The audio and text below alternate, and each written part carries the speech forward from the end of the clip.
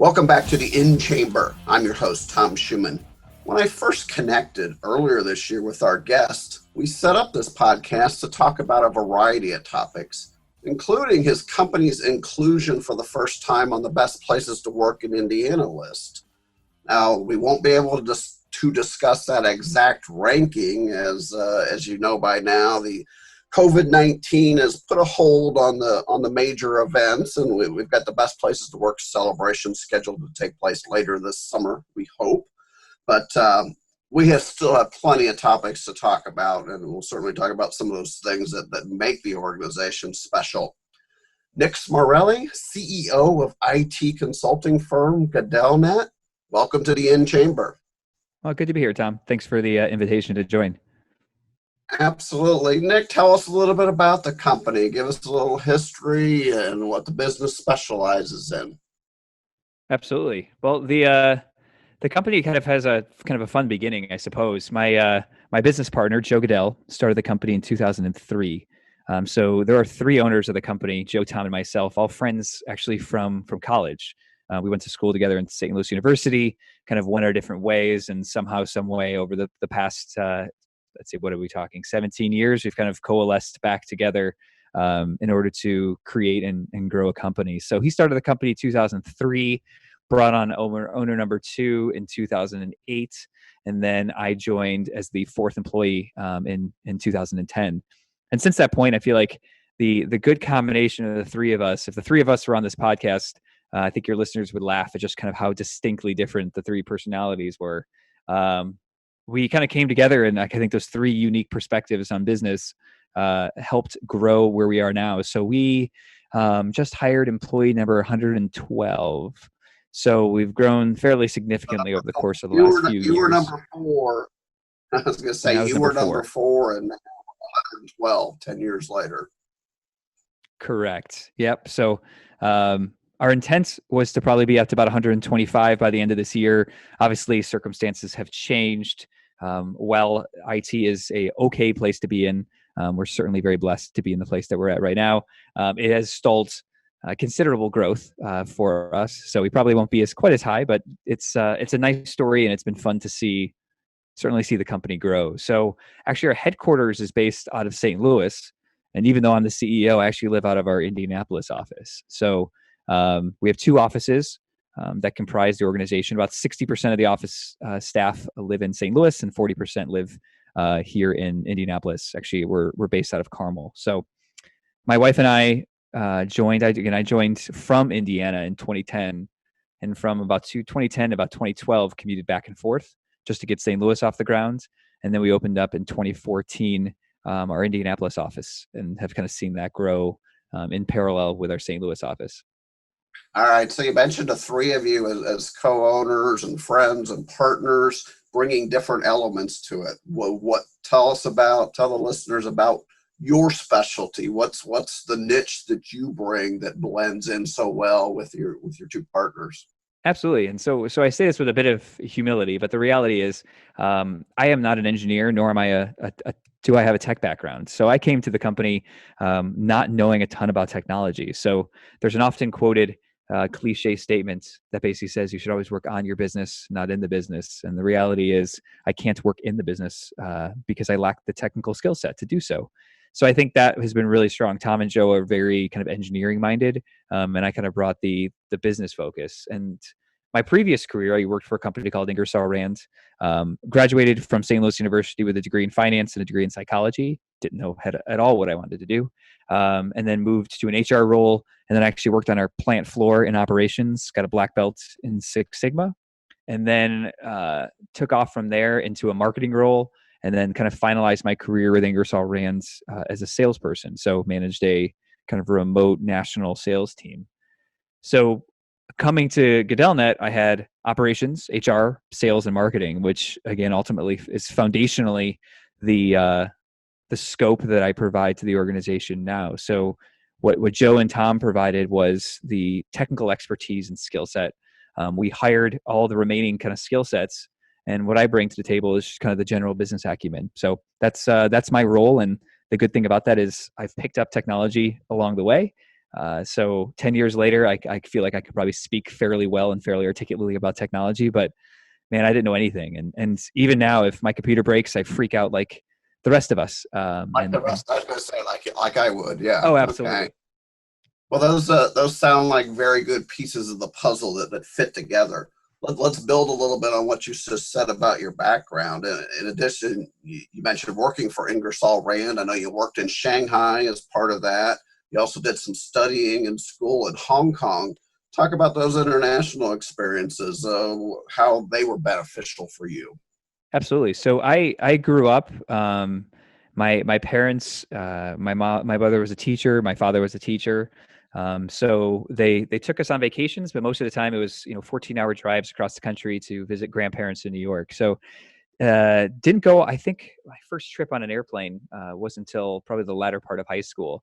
But I was always intrigued by travel, and so once I got to college, I took the time. I actually did a study abroad in Madrid as well, and then I saw a posting in the business school for an MBA class for a study abroad in Hong Kong, which coincidentally was during the height of the SARS crisis.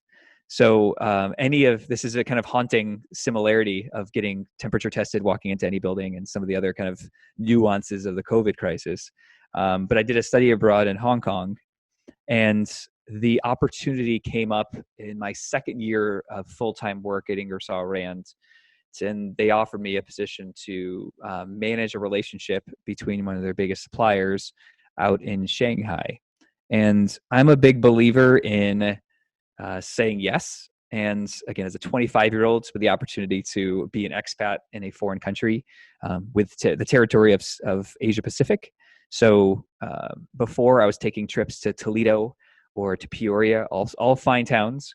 But in this role, I was, I had to fly to Jakarta, then to go to Sydney, and then you had to be in New Zealand for a meeting and fly back to Japan. And, as a 25-year-old, heck, as a 37-year-old, that sounded like the life. So part of my philosophy is always saying yes and seeing kind of how it goes. So it was, again, I'm a big believer in, again, kind of diverse thinking and thinking outside of the space that I'm in now. And there was a lot that I think I gained from having the experience of being in a foreign country, of being the minority, of not speaking the language well.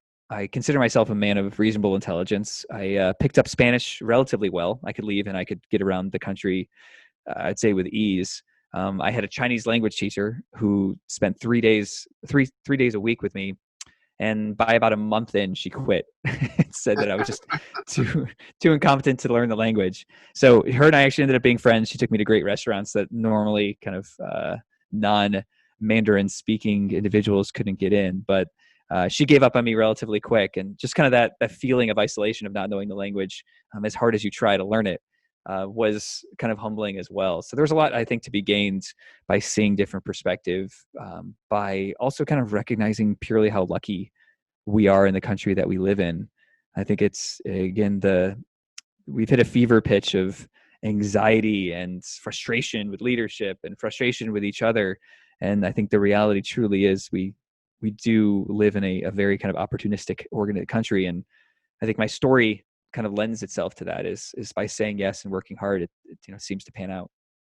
Yeah, Nick, that sounds, the entire business experience sounds like an MBA on top of anything that you did in school, a real life MBA, so to speak. I try to remind myself of that. The first few years, GadellNet was making very little money. I took a 6-figure job and turned it into about a $15,000 a year job, very quick. And obviously we've grown, so fortunately able to pay myself back for some of those losses. But it was a risk, and so the reminder I told myself: if this ever failed, this is just like I was getting an MBA. And I feel like I do not have an MBA. It's on my kind of life plan to kind of formalize my education. Again, as a son of educators, I feel like it's an obligation to at least get a master's degree to keep up with my parents. But at this point, I feel like the growing of the business, both in my journey with Ingersoll Rand and then obviously with GadellNet, I think I've learned what I would have learned in 3 or 4 MBAs. Yeah. Let's talk about the company some more. IT consulting, a bit of a crowded space. A lot of people fighting for their niche there. What are some things that your company does to set it apart? Make it a attractive option for your clients and customers. That's a great question. And truly, I mean, I think at any point, go ahead and Google managed services provider, IT consultant, Indianapolis, or and you'll find there's hundreds of us. The barrier to entry to get into the space is fairly low. So there's a lot of small organizations that try to compete to what we do. So I would kind of answer the question first in saying I would assume that none of your listeners have ever heard of GadellNet. It's we have kind of a funny name, and we don't spend a lot of money on marketing.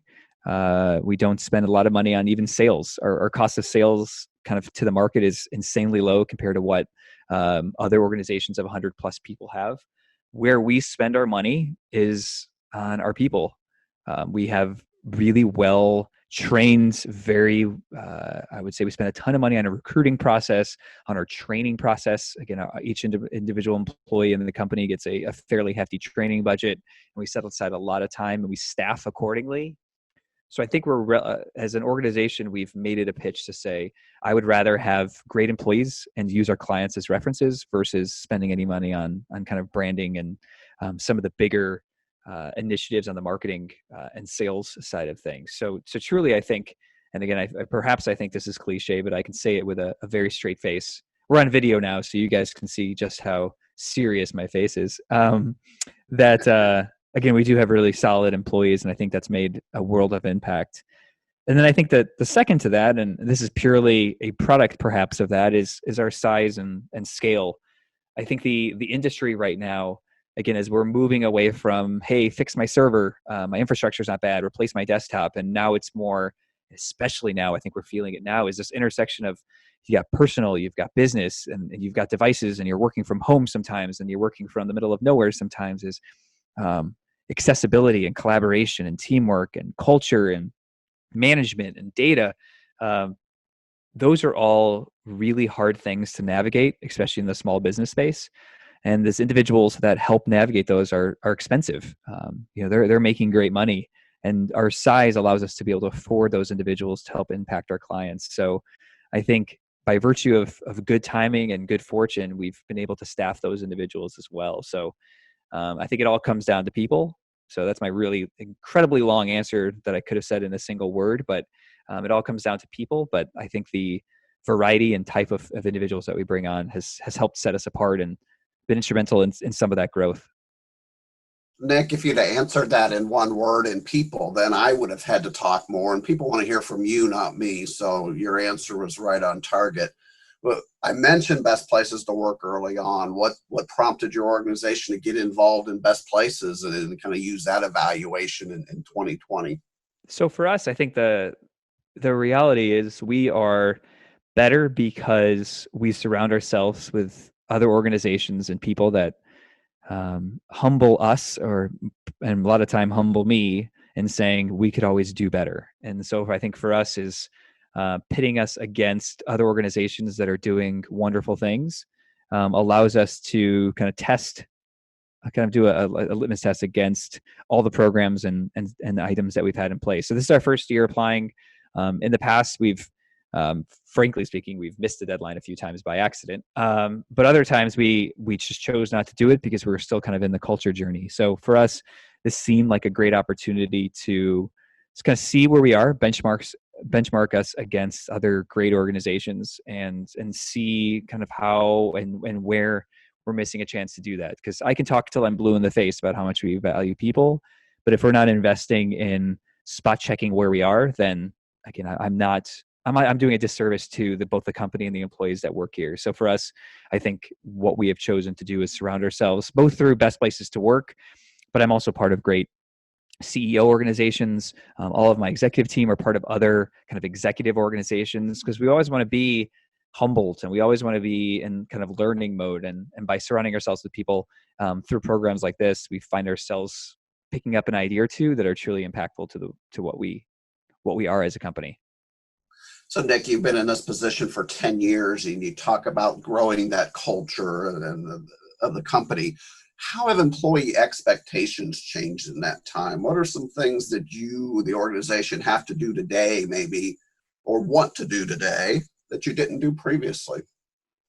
I think for us, it's evolved quickly, and again, I think and I say this lovingly, but there's also you set a baseline every year of okay, we offer this, and then everyone kind of gets used to kind of having that resource or having that service. So every year we have to continuously evolve and get a little bit better because what was new and fancy and shiny 3 years ago is no longer impressive to the employee base. So I give credit. They keep me up at night, but our employees do hold the executive team very much accountable for coming up with new programs at any time. But for us, I think one of the things that has remained consistent, but the expense continues to go up, is a focus on growth and development. I think for us, more and more people are interested in pursuing growth opportunities, both in new jobs, but also they want to try new things. They also want to learn different things. There's a lot more of an interest in shifting careers along the way. And what we've found is the best way to keep our employees. So last year we had a 98, give or take, percent employee retention rate, both voluntary and involuntary. And I'm proud of that stat because people have found that by staying with the company, they can shift their careers. So we have engineers moving into sales. We have salespeople moving into an operations role. We have operations people moving into kind of more of a procurement, finance, administration role. So I'm proud that we've kind of created that. And I'm seeing more of that this year. I would say in the last 12 months than I've ever seen before is an interest in kind of cross-functional learning, and then us being required to invest in that. And I think second to that, and I think coronavirus is definitely making it more apparent, is people don't want to work normal times anymore. So it presents a challenge to us because we are a support organization for other companies. So I can't offer the really neat kind of obscure, you can work whenever you want or work a 6-hour day, or because ultimately we have to staff 24 hours a day for our client base, but we can be flexible. And I think that I'd say willingness to be flexible and finding flexible ways. There's very few employees at our company that work the same amount of hours with the same type of schedule. So we have essentially our HR manager has the responsibility to manage 110 different schedules because we try as best within the constraints that we live in to provide some flexibility based on what's important to our employees. And we're seeing more and more of that. And we're going to have to be more kind of creative and nimble to how we support creative and flexible work. So, Nick, you threw out a big number, 98% retention rate. I'm going to throw one back at you because in my voluminous research for this podcast, I noted that in those undergraduate studies at St. Louis University, you ended up with a 3.98 GPA. Now, to me, that sounds like maybe one. What's that? I said I'm just a nerd. Now that sounds like 1B over 4 years. So what the heck happened? What class didn't end up with the A? It was actually 2 Bs. So you're pretty darn close. It was 2 Bs. One was freshman year, and I blame a lot of things for that. And I was a stereotypical freshman. And then one of the Bs was actually in Madrid, and that was a very conscious decision. Friends of ours wanted to take a 2-week trip, and it would involve missing classes. And while I don't necessarily advocate for that, it was again, everything in life is a choice, and there's consequences to every choice. And for me, I opted to miss essentially the finals in order to take a trip to Prague, and I have no regrets about it. Although it would have been nicer if you said 3.99 instead of 3.98, but I learned my lesson.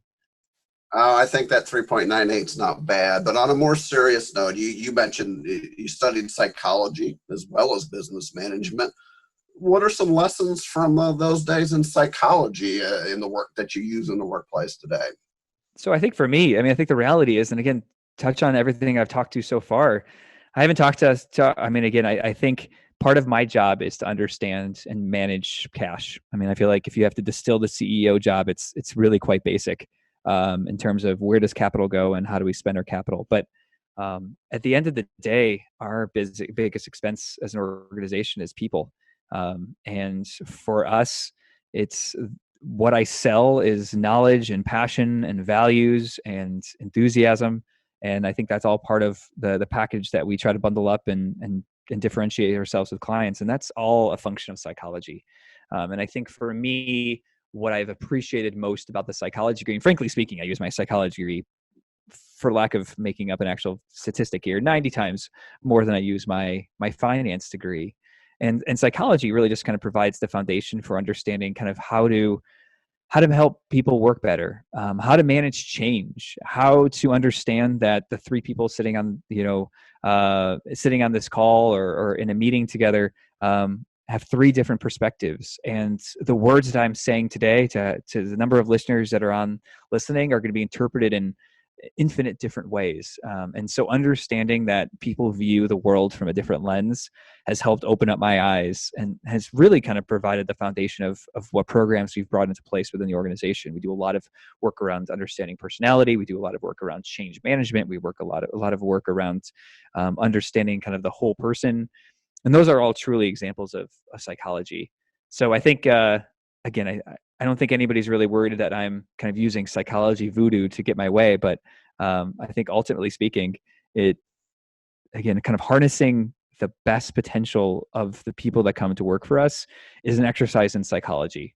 It's not an exercise in how do I manage an Excel document to tell me, where our metrics are. So it's again, I always tell people, is it just kind of helps bias my viewpoint on things less so than I can remember exactly what study did this. So I think it just kind of always kind of served as a grounding force for the way I make decisions. Nick, over the last 3 years that we've been doing this podcast, we've learned that podcast hosts make outstanding guests, probably used to the format and used to these conversations. Matt Ottinger of our chamber team shared with me you've started a podcast. Talk about your inspiration there and kind of what the focus is of your podcast efforts. Well, hopefully I'm doing a good job as a guest, because I feel like I'm still learning my way around being a host. I find myself thinking the asking the questions is more difficult than answering them.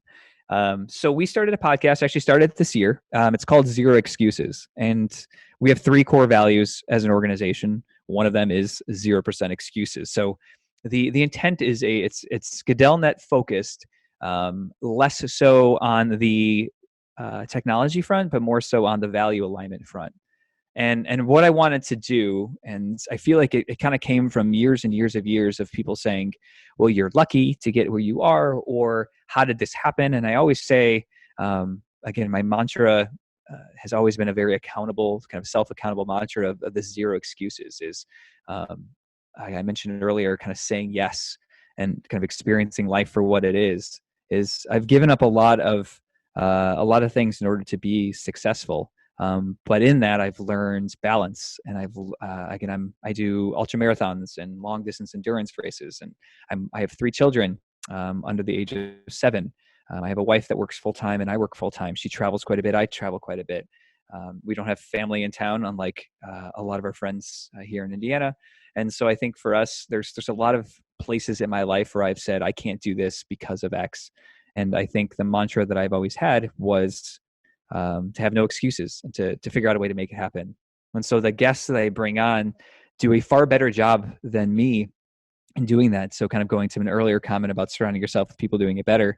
And so I've brought on guests that have climbed all 7 mountains, the tallest mountains in the world, or they're New York Times bestsellers, or they've grown bigger businesses that I have while also having personal challenges. So it goes back to individuals that I find to be inspiring, that have had a zero excuses lifestyle, and we bring them onto the show and we talk about it. So super short format. It's 20 or 30 minutes. The intent was to be, a tool for driving to work.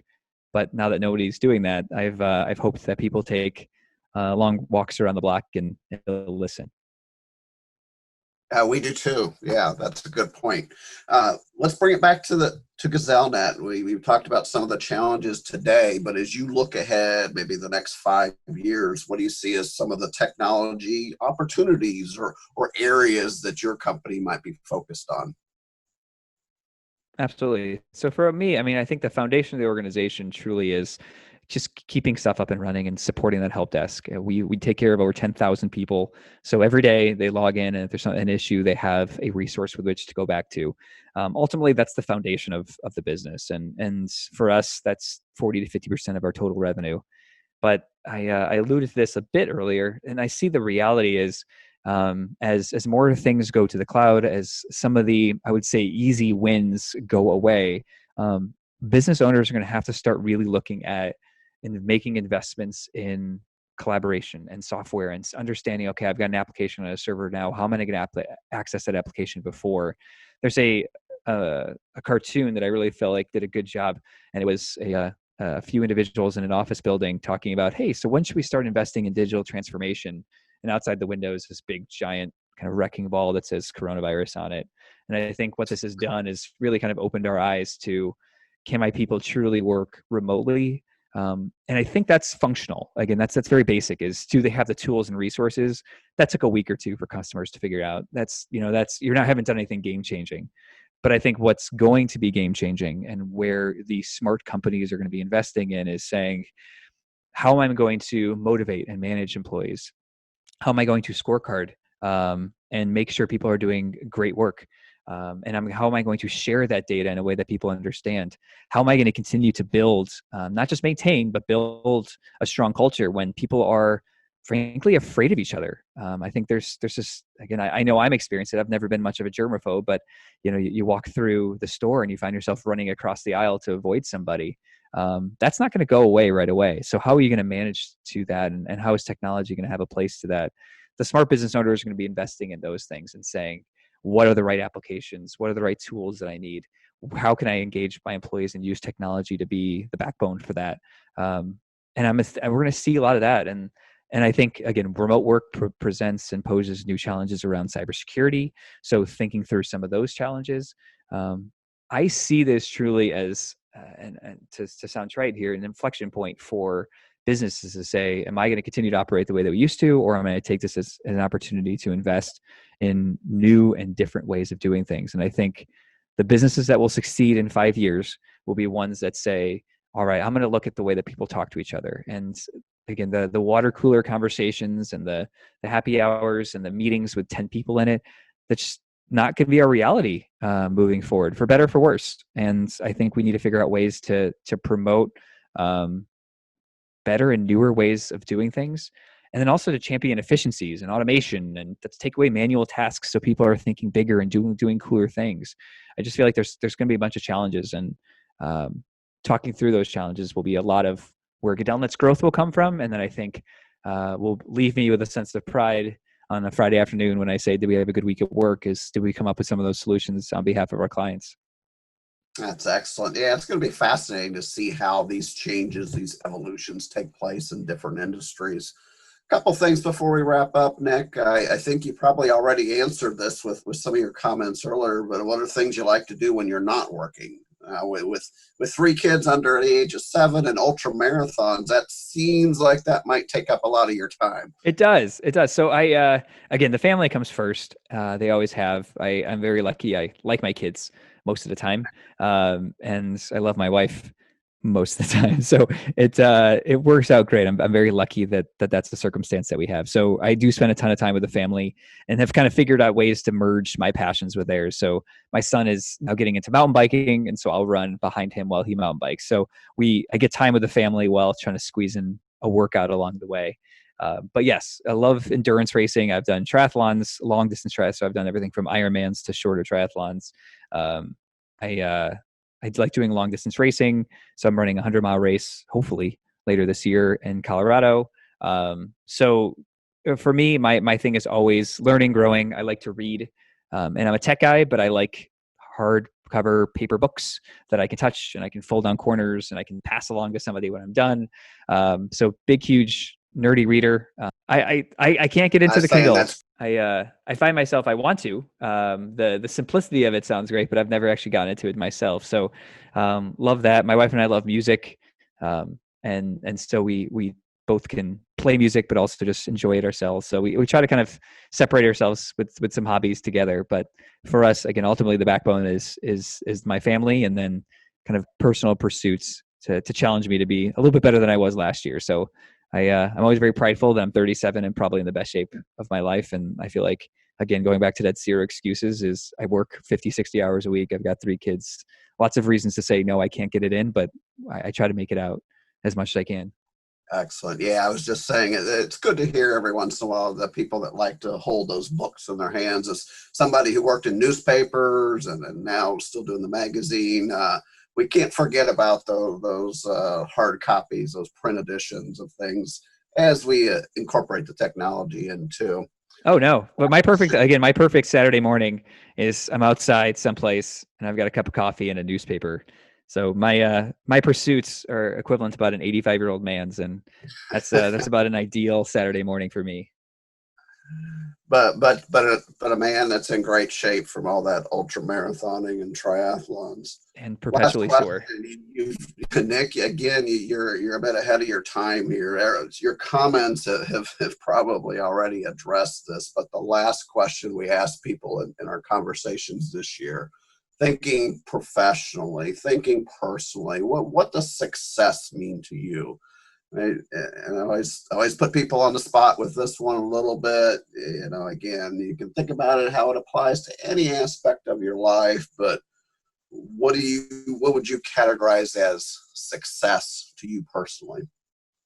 So I think for me, I think that comes down to a few things. The thing that, as you asked the question, that came to my mind first is flexibility, and perhaps just a bit more cognizant, just because we talked about that in terms of what employees need more of. But for me, my success as an individual predicates on my ability to balance personal, professional, family, spiritual, health, all at the same time. So for me, my success has always been, can I have and do I have the flexibility to do what I want, give or take, when I want to, also give or take. So for me, that means creating a business with incredibly smart people that allows me to do what I want, having a family that understands my needs, and kind of balancing those key things. So flexibility, I think, is probably number one. But again, as I talk, perhaps I'll change my answer. My number two, I would say, would be my ability to use the gifts that I've been given. And I feel like I've been very, I can call it blessed or lucky, or however you want to how you want to viewpoint it, but to be given a lot of gifts. And for me, if I reflect upon my life and I say I didn't use those gifts to my fullest extent, I would say I've failed from a success perspective. So what I know success is not for me is money has never been a big thing for me. I've never grown up with a ton of it and never really needed it. And so I think, like I said, using the gifts that I've been given in the best way that I can, and with any luck, encouraging others to use their gifts as well. I would say I've lived a pretty darn good life. Well, here's my 10-second wrap up of our 35-minute conversation. We've heard about a yes philosophy, zero excuses, being around inspirational people, balance and flexibility. Nick Smarrelli, thank you so much for joining us. Good luck with everything that you're doing, not only with GadellNet, but everything in your personal pursuits also. Well, it's been an honor. Thanks for making the time, and hopefully you've enjoyed the story. Absolutely. Again, you've heard from Nick Smarrelli, CEO of IT consulting firm GadellNet. Again, a reminder, I made reference early on, the 2020 Best Places to Work in Indiana program, currently rescheduled for Monday, August 24th at the Indiana Convention Center. We look forward to honoring all 125 winners in that annual program. The delay in the event has prompted us to not be able to release our full Biz Voice magazine issue at this time, because we have the full rankings and stories on the companies. But we are sharing content with you through the bizvoicemagazine.com website and our monthly Biz Voice digital emails. So you can still see many of the features, the getting to knows, the newcomer stories that are in our Biz Voice magazine on Best Places to Work. So again, look forward to that information. We will return with our next conversation on June 9th. As always, Thank you for listening to the In Chamber.